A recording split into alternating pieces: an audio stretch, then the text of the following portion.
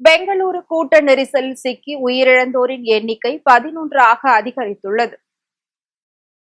நடப்பாண்டில் நடத்தப்பட்ட IPL cricket போட்டியில் 17 ஆண்டுகளுக்கு பிறகு முதன்முறையாக ராயல் சேலஞ்சர்ஸ் பெங்களூரு அணி கோப்பையை கைப்பற்றியது. இதற்காக பெங்களூருவில் மாநில அரசு மற்றும் கர்நாடக கிரிக்கெட் சங்கம் சார்பில் பாராட்டு விழா நடத்த ஏற்பாடு செய்யப்பட்டிருந்தது. இதில் கர்நாடக முதலமைச்சர் சித்தராமையா, துணை முதலமைச்சர் TK சிவகுமார் உள்ளிட்டோர் கலந்து கொண்டு விராட் கோலி மற்றும் அணி வீரர்களுக்கு பாராட்டு தெரிவித்தனர். அப்போது ரசிகர்களின் கூட்டம் அதிகரித்து காணப்பட்டதால் விதான சௌதாவில் இருந்து சின்னசாமி மைதானம் வரை நடைபெறவிருந்த பேரணி ரத்து செய்யப்பட்டது. அதில் லட்சக்கணக்கான ரசிகர்கள் கூடியதால் கூட்ட நெரிசலில் சிக்கி 11 பேர் உயிரிழந்த நிலையில் 33 பேர் மருத்துவமனையில் சிகிச்சைக்காக அனுமதிக்கப்பட்டுள்ளனர். இதுகுறித்து கிரிக்கெட் வீரர் விராட் கோலி சமூக வலைதளத்தில் பதிவு ஒன்றை வெளியிட்டுள்ளார். அதில் தான் முற்றிலுமாக மனம் உடைந்துவிட்டதாக குறிப்பிட்டுள்ளார்.